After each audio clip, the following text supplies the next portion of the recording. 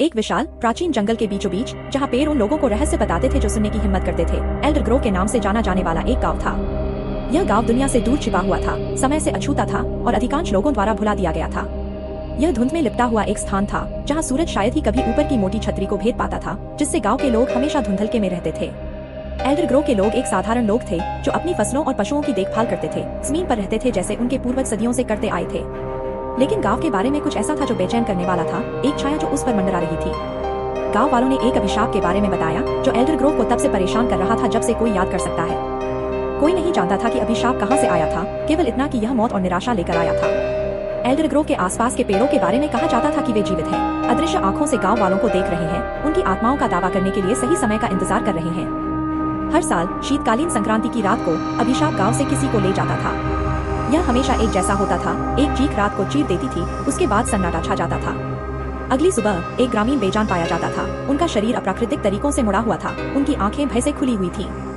गांव के बुजुर्गों ने युवाओं को चेतावनी दी कि वे अंधेरे के बाद जंगल में न जाएं, क्योंकि उस समय छाया सबसे मजबूत होती है। उन्होंने उन लोगों की कहानियां सुनाई जिन्होंने रात में जंगल में प्रवेश करने की हिम्मत की थी और कभी वापस नहीं लौटे, उनकी आत्माएं अंधेरे में खो गयी। चेतावनी के बावजूद जिज्ञासा और भय एलारा नामक एक युवा ग्रामीण के दिल में घुस गया। वह अभिशाप की कहानियां सुनकर बड़ी हुई थी, लेकिन उसने यह मानने से इनकार कर दिया कि वे सच थीं। वह अभिशाप के बारे में सच्चाई को उजागर करने और इसे हमेशा के लिए समाप्त करने के लिए दृढ़ थी। शीतकालीन संक्रांति की पूर्व संध्या पर एलारा ने अपना साहस जुटाया और एक ऐसा निर्णय लिया जिसने एल्डर ग्रोव के भाग्य को हमेशा के लिए बदल दिया। केवल एक लालटेन और एक छोटे खंजर से लैस होकर वह जंगल में चली गई और अपने भीतर छिपे अंधकार का सामना करने के लिए दृढ़ संकल्पित थी।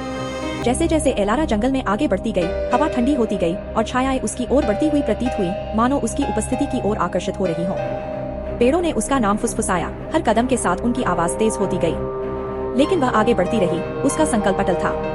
घंटों लगने के बाद एलारा एक खुले मैदान में पहुंची। बीच में एक पुराना पेड़ खड़ा था, जिसका तना मुड़ा हुआ और काला हो गया था, मानो किसी प्राचीन आग से जला हुआ हो। पेड़ के चारों ओर की जमीन बंजर थी और हवा सड़न की बदबू से भरी हुई थी। एलारा को पता था कि यह अभिशाप का केंद्र था। जैसे ही वह पेड़ के पास पहुंची, एलारा ने कुछ अजीब देखा। पेड़ के तल पर आधा दबा हुआ एक छोटा अलंकृत बक्सा। यह पुराना था और जटिल नक्काशी से ढका हुआ था, ऐसा कुछ भी नहीं जो उसने पहले कभी देखा था। कांपते हाथों से उसने नीचे पहुंचकर बक्सा खोला। अंदर एक मुरझाया हुआ पत्ता था जो छूने पर काला और टूटा हुआ था। जैसे ही उसने उसे छुआ, उसके दिमाग में एक आवाज गूंजी जो उसे श्राप की सच्चाई बता रही थी। गांव में एक समय एक शक्तिशाली चुड़ैल रहती थी, जिसे बहुत पहले गांव वालों ने धोखा देकर मार दिया था। अपनी अंतिम सांसों में उसने गांव को श्राप दिया था और कसम खाई थी कि जब तक उसका बदला पूरा नहीं हो जाता, तब तक उसके लोग कभी शांति नहीं पा सकेंगे। एलारा जानती थी कि उसे क्या करना है। उसने पत्ता लिया और उसे पेड़ के नीचे रख दिया, जहां मिट्टी सूखी और फटी हुई थी। फिर वह घुटनों के बल बैठी और अपने हाथों से खुदाई करने लगी। उसने पत्ते को धरती में रोपने का निश्चय किया।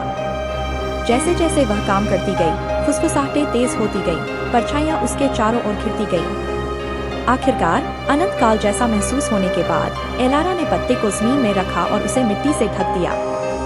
वह पीछे खड़ी रही, देखती रही कि धरती जीवंत हो रही है, जमीन हिल रही है और धड़क रही है, मानो जंगल खुद सांस ले रहा हो। जैसे ही भोर की पहली किरण पेड़ों के बीच से निकली, अभिशाप हट गया।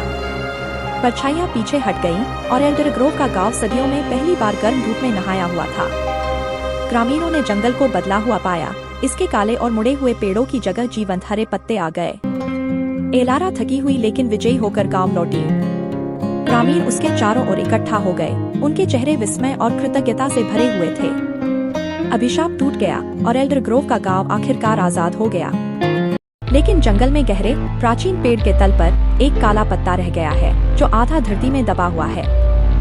यह हवा में थोड़ा फड़फड़ा रहा था, मानो फिर से उगने के लिए सही समय का इंतजार कर रहा हो। एल्डर ग्रोव की परछाइयां चली गई थी, लेकिन कुछ अभिशाप कभी नहीं मरते।